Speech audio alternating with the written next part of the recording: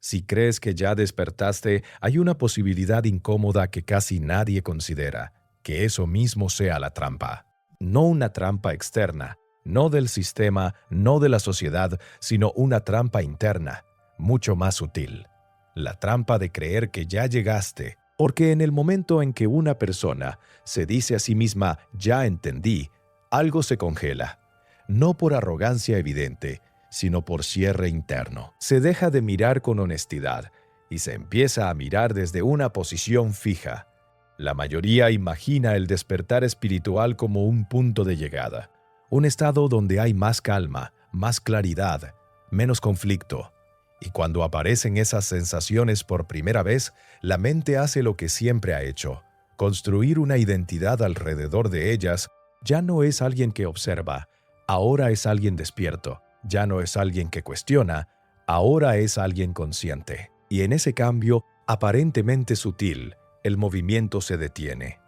Aquí aparece una paradoja que casi nadie quiere enfrentar. El verdadero despertar no se siente como certeza, se siente como duda profunda. No te da seguridad, te quita las falsas, no te coloca por encima, te deja sin suelo. Pero eso no vende, no tranquiliza y no sostiene la imagen que muchas personas quieren tener de sí mismas. Por eso la mente interviene rápido y convierte una experiencia viva en una etiqueta cómoda. Desde fuera, todo parece correcto. La persona habla de conciencia, de presencia, de energía, de proceso. Usa el lenguaje adecuado, consume el contenido adecuado. Incluso puede dar consejos, pero internamente algo dejó de moverse. Ya no hay fricción real, ya no hay cuestionamiento incómodo, ya no hay decisiones que impliquen riesgo. Hay una sensación de «ya estoy bien así». Y esa sensación es peligrosa, no porque sea falsa en sí misma, sino porque anestesia la inquietud que empuja al cambio. Cuando alguien cree que ya despertó, deja de hacerse ciertas preguntas. Deja de preguntarse dónde sigue evitando, dónde sigue justificándose, ¿dónde sigue protegiendo una imagen? Porque esas preguntas amenazan la identidad que acaba de construir. Aquí es donde la trampa se vuelve efectiva.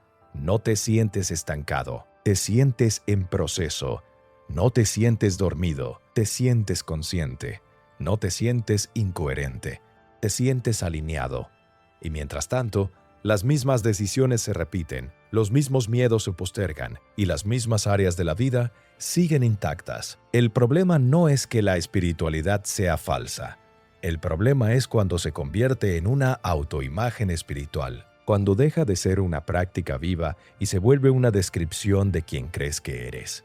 En ese punto, la mente ya no usa la espiritualidad para ver, la usa para protegerse. Y todo lo que amenaza esa imagen empieza a sentirse como innecesario, excesivo o no resonante. Creer que ya despertaste puede ser tu mayor trampa porque te convence de que ya no necesitas moverte. Te da una narrativa elegante para explicar por qué no cambias ciertas cosas. Te ofrece una identidad que suena profunda, pero que evita el contacto real con lo que todavía duele. Incomoda o exige responsabilidad. Y si esto incomoda, no es una señal de error. Es una señal de que algo en ti todavía no quiere cerrarse.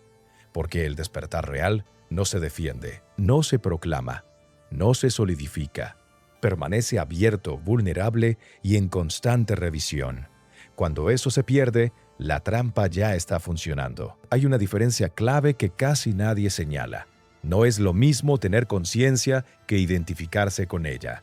El problema empieza justo ahí, cuando la conciencia deja de ser una herramienta para mirar y se convierte en una identidad que defender. En ese punto, el ego no desaparece, se refina. Desde la psicología del ego, esto es muy claro. El ego no necesita negar la espiritualidad para sobrevivir, solo necesita adaptarse a ella. Aprende el lenguaje, adopta las ideas, incorpora los conceptos y se disfraza de algo que parece elevado. Ya no dice «yo soy mejor», ahora dice «yo estoy en otro nivel». Ya no se compara desde arriba, se compara desde la supuesta comprensión. Este ego no busca dominar, busca trascender, no busca tener razón, busca sentirse más consciente, no necesita imponerse, solo necesita mantenerse intacto. Y para lograrlo, construye una autoimagen espiritual muy específica. Alguien que ya vio, que ya entendió, que ya pasó por eso. Esa imagen se vuelve frágil, porque cualquier experiencia que la contradiga amenaza con romperla. Por eso aparece la resistencia. No una resistencia burda, evidente, sino una resistencia elegante. Resistencia a cuestionarse de verdad. Resistencia a mirar las propias incoherencias. Resistencia a atravesar conversaciones incómodas. No se dice «no quiero», se dice «no es el momento». No se dice «tengo miedo», se dice «estoy respetando mi proceso». El resultado es el mismo, solo cambia el envoltorio. Aquí ocurre algo muy específico. La mente empieza a confundir calma con verdad. Como ya no hay tanto conflicto interno, se asume que hay avance, pero muchas veces esa calma no viene de integración, viene de evitación. Viene de haber construido una narrativa suficientemente convincente como para no tener que moverse más. Una narrativa donde todo está explicado, ordenado y justificado. El falso despertar no es una mentira consciente, es una adaptación inconsciente. Es la mente encontrando una forma sofisticada de no cambiar mientras parece que sí. Por eso es tan difícil de detectar. No duele, no genera caos, no colapsa. Se siente incluso agradable. Te da sensación de superioridad silenciosa, de estar más allá de ciertas luchas humanas. Pero hay una señal clara que nunca falla. Cuando alguien cree que ya despertó, empieza a perder curiosidad por sí mismo. Deja de preguntarse dónde sigue actuando desde el miedo. Deja de observar dónde sigue buscando control. Deja de incomodarse con sus propias contradicciones, porque hacerlo implicaría aceptar que esa imagen consciente no es tan sólida como pensaba. El ego espiritual no quiere crecer, quiere sostenerse, quiere conservar la autoimagen que le da sentido y estabilidad. Y todo lo que implique cambio real empieza a sentirse como una amenaza, no como una oportunidad. Así, la conciencia se vuelve un techo en lugar de un suelo, un lugar donde quedarse, no un punto desde el cual avanzar. Creer que ya despertaste es peligroso porque te vuelve impermeable. Ya no escuchas, interpretas, ya no revisas, explicas, ya no te expones. Observas desde lejos. Y en ese movimiento sutil, la vida se mantiene a distancia, no porque no puedas avanzar, sino porque hacerlo pondría en riesgo la identidad que ahora llamas despertar. Aquí la trampa se cierra, no con ruido, sino con coherencia aparente, no con conflicto, sino con estabilidad. Y cuanto más elegante es el discurso, más difícil se vuelve reconocer que algo esencial dejó de moverse. Para entender por qué esta trampa es tan efectiva, hay que mirar el mecanismo completo, no desde lo místico, sino desde la psicología del ego. El ego no es un enemigo externo que se derrota, es una función interna que busca continuidad. Su tarea principal es proteger la identidad que cree que eres, y cuando esa identidad cambia, el ego cambia con ella. Cuando una persona entra en la espiritualidad, algo real ocurre. Hay momentos de presencia, de claridad, de calma, se siente alivio, se siente sentido. Pero la mente interpreta rápidamente esa experiencia y la convierte en algo estable. En lugar de permitir que la conciencia siga siendo un proceso, la convierte en una definición. Ahora soy alguien consciente. Ahí nace la autoimagen espiritual. Esa autoimagen cumple una función muy precisa: ordenar la experiencia y reducir la incertidumbre. Porque vivir sin una identidad clara da vértigo. La conciencia real no ofrece garantías, no promete estabilidad, no asegura resultados. Es incómoda porque deja preguntas abiertas. El ego no tolera bien eso, así que interviene y fija algo. Construye una narrativa donde todo encaja, donde el pasado tiene sentido, el presente está justificado y el futuro no exige decisiones urgentes. Aquí aparece la resistencia no como oposición frontal, sino como sutileza. La resistencia a cambiar ya no se presenta como miedo, sino como madurez. No se dice «no quiero avanzar», se dice «no necesito forzar nada». No se dice «tengo miedo a avanzar», Se dice, estoy fluyendo. El miedo inconsciente se disfraza de sabiduría. Desde afuera, esta persona parece centrada. Habla con calma, no reacciona fácilmente. Tiene respuestas para todo, pero internamente algo se ha detenido. No hay impulso hacia lo desconocido, no hay exposición real, no hay decisiones que impliquen perder algo, porque perder algo pondría en riesgo la identidad que tanto costó construir. El ego funciona mejor cuando no se siente atacado. Por eso esta trampa no genera conflicto interno fuerte. Al contrario, genera una sensación de coherencia. Todo parece alineado, pero esa alineación no viene de integrar partes profundas, viene de haber eliminado el cuestionamiento. La conciencia se usa para observar la vida, pero no para transformarla. Este es el punto clave. La espiritualidad deja de ser una herramienta de contacto con la realidad y se convierte en un sistema de control interno, control de emociones, control de impulsos, control de narrativas. Se observa el miedo, pero no se lo atraviesa. Se reconoce la incomodidad, pero no se actúa desde ella. Se entiende todo, pero no se cambia nada esencial. La mente ama esto porque le permite seguir siendo quien cree que es, sin enfrentarse a lo que todavía duele. El ego no necesita negar la conciencia, solo necesita administrarla. La dosifica, la explica, la encuadra. Así, la vida se vuelve comprensible, pero no necesariamente vivida. Y mientras todo tenga sentido en la cabeza, el cuerpo y las decisiones pueden quedarse exactamente donde están. La trampa no está en creer en la espiritualidad. Está en usarla para cerrar el proceso en lugar de abrirlo. Cuando la conciencia deja de incomodar, deja de transformar. Y cuando eso ocurre, el ego ya no es visible, porque se ha vuelto razonable, sereno y aparentemente despierto. Este mecanismo no vive en conceptos abstractos, vive en lo cotidiano. Se manifiesta en gestos simples, en frases que parecen conscientes, pero que esconden evitación. No hace ruido. No genera conflicto externo. Se filtra en la manera en que una persona habla de su vida y, sobre todo, en lo que deja de hacer. Por ejemplo, alguien siente insatisfacción en su trabajo desde hace años. Sabe que algo no encaja, pero en lugar de tomar una decisión, repite que todo es aprendizaje o que cada cosa llega en su momento. La frase puede ser cierta, pero en ese contexto funciona como anestesia. No hay movimiento, no hay exploración, no hay riesgo, solo espera bien justificada. Otro ejemplo aparece en las relaciones. Hay vínculos que ya no son honestos, conversaciones que se evitan, límites que nunca se ponen. En lugar de confrontar, la persona dice que está observando el proceso o que no quiere actuar desde el ego. Así, la incomodidad se vuelve espiritualizada y el miedo a perder la imagen de persona consciente paraliza cualquier acción real.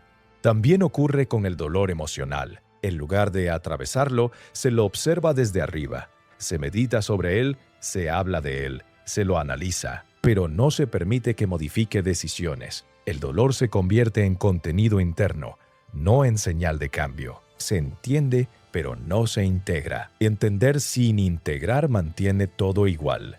La autoimagen espiritual se fortalece cuando alguien empieza a verse como distinto. No mejor de forma explícita, pero sí más trabajado, más despierto, más avanzado. Ya no se identifica con ciertas luchas humanas comunes. Las mira desde fuera. Y esa distancia da una sensación de control muy poderosa. Pero también crea aislamiento. Aquí aparece un patrón claro: cuanto más elaborada es la explicación interna, menos contacto hay con la acción. Pensar no expone. Hablar no expone. Sentir no expone. Actuar sí. Actuar implica equivocarse, perder coherencia, romper la narrativa. Por eso, el ego prefiere quedarse en el plano de la comprensión. La trampa se vuelve casi invisible cuando todo tiene sentido, cuando cada estancamiento tiene una razón espiritual, cuando cada postergación tiene una justificación elevada, cuando cada miedo se redefine como prudencia. No hay culpa, no hay drama, no hay caos, solo una vida que avanza en círculos mientras se siente profunda. Y lo más delicado es esto: muchas personas no están mintiéndose de forma consciente. No están manipulando la espiritualidad a propósito. Simplemente han aprendido a usarla para no perder estabilidad. El ego no siempre busca destacar. A veces solo busca no desmoronarse. Y la conciencia mal usada puede convertirse en el mejor soporte para no moverse. Cuando miras estos ejemplos con honestidad, algo se revela. La pregunta deja de ser ¿entiendo esto? Y pasa a ser ¿qué sigo evitando? Porque el mecanismo es siempre el mismo. Se observa, se explica, se calma, pero no se elige. Y sin elección no hay transformación. Solo repetición sofisticada. Aquí es donde la trampa se vuelve más profunda, porque ya no se trata solo de lo que haces o no haces, sino de quién crees que eres. Cuando una persona cree que ya despertó, deja de verse como alguien en proceso y empieza a verse como alguien que ya llegó. Y ese cambio interno, aunque sutil, altera toda la relación con la verdad. El problema no es el despertar espiritual en sí. El problema es cuando el despertar se convierte en identidad. Cuando soy consciente, reemplaza a estoy aprendiendo. Cuando la conciencia deja de ser una práctica viva y se vuelve una etiqueta estable, en ese punto, cualquier cosa que amenace esa identidad genera resistencia inmediata, aunque no sea evidente. Aquí aparece una dinámica peligrosa. La mente empieza a proteger la autoimagen espiritual como antes protegía el ego más burdo, solo que ahora lo hace con argumentos más refinados. Ya no dice no quiero cambiar, dice no resuena. Ya no dice tengo miedo, dice no es el momento. Ya no dice no quiero perder control, dice prefiero fluir. El control no desaparece con la conciencia. Se vuelve más inteligente, se disfraza de aceptación, se disfraza de calma, se disfraza de comprensión profunda. Y como se presenta como algo elevado, cuesta cuestionarlo.